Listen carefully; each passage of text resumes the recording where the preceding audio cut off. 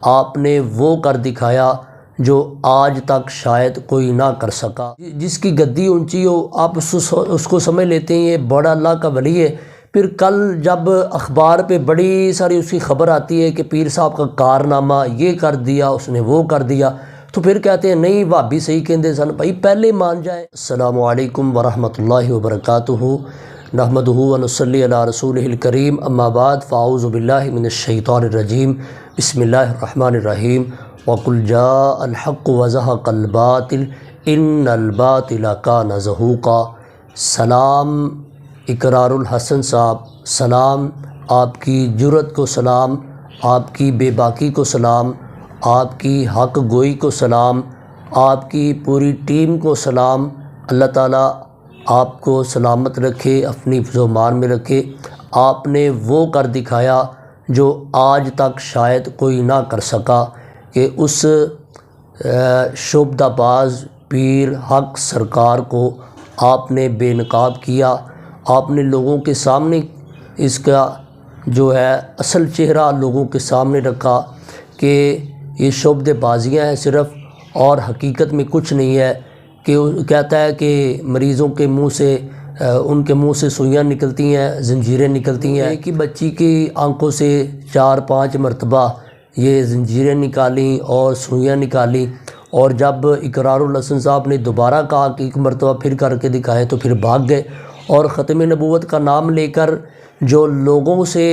چندہ وصول کرنے کی جو پرانی رسم ہے، وہ ختم نبوت کی عقیدہ کے بارے میں ایک آیت بھی نہ سنا سکا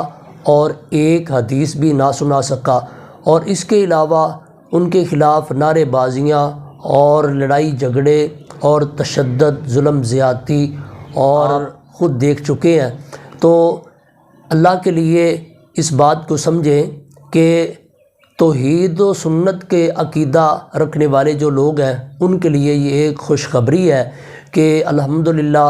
ایک اور جعلی پیر اپنے انجام کو پہنچا ہے۔ تو ہم تو یہی کہتے ہیں کہ بھائی ان کی پہلے پہچان کر لیا کریں، ہر کسی کو اللہ کا ولی بنا کر، جس کی گدی اونچی ہو آپ اس کو سمجھ لیتے ہیں یہ بڑا اللہ کا ولی ہے، پھر کل جب اخبار پہ بڑی ساری اس کی خبر آتی ہے کہ پیر صاحب کا کارنامہ یہ کر دیا، اس نے وہ کر دیا، تو پھر کہتے ہیں نہیں بھابی صحیح کہندے سن، بھائی پہلے مان جائیں، پہلے دیکھ لیں، حقیقت کو سمجھے، حقیقت کو تسلیم کریں۔ حقیقت کو تسلیم کرنا پڑے گا، کیونکہ اللہ تعالیٰ نے دنیا میں قرآن و حدیث نازل ہی اس لیے کیا ہے کہ حق کی پہچان کی جائے اور باطل سے بچا جائے۔ یہ جو لوگ کہتے ہیں نا کہ دنیا میں حق کا پتہ ہی نہیں چل سکتا، حق والے گروہ کا تو پتہ ہی نہیں چل سکتا، تو قرآن مجید کس لیے ہے؟ تبارک الذی نزل الفرقان، اللہ تعالیٰ نے فرقان کو نازل کیا ہے، یعنی حق اور باطل میں فرق کرنے والی کتاب اللہ تعالیٰ نے نازل کی ہے۔ جب قرآن و حدیث ہمارے پاس ہو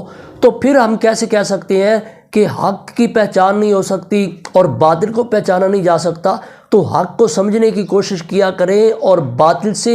باطل کو سمجھ کر اس سے بچنے کی کوشش کریں، اور اللہ تعالیٰ سے یہی دعا کریں اللہم ارنا الحق حقا وارزقنا اتباعہ وارنا الباطل باطلا وارزقنا اجتنابہ، کہ اللہ حق کو ہمارے سامنے ظاہر کر دے، واضح کر دے، اور پھر ہٹ دھرمی نہیں، تعصب نہیں، اللہ تعالیٰ ہمیں اس پہ عمل کرنے کی، حق والوں کا ساتھ دینے کی توفیق عطا فرما، اور باطل کو ہمارے سامنے عیاں کر دے، اور اللہ ہمیں باطل سے محفوظ فرما۔ اقرار الحسن صاحب خود بریلوی مسلک سے تعلق رکھتے ہیں، لیکن انہوں نے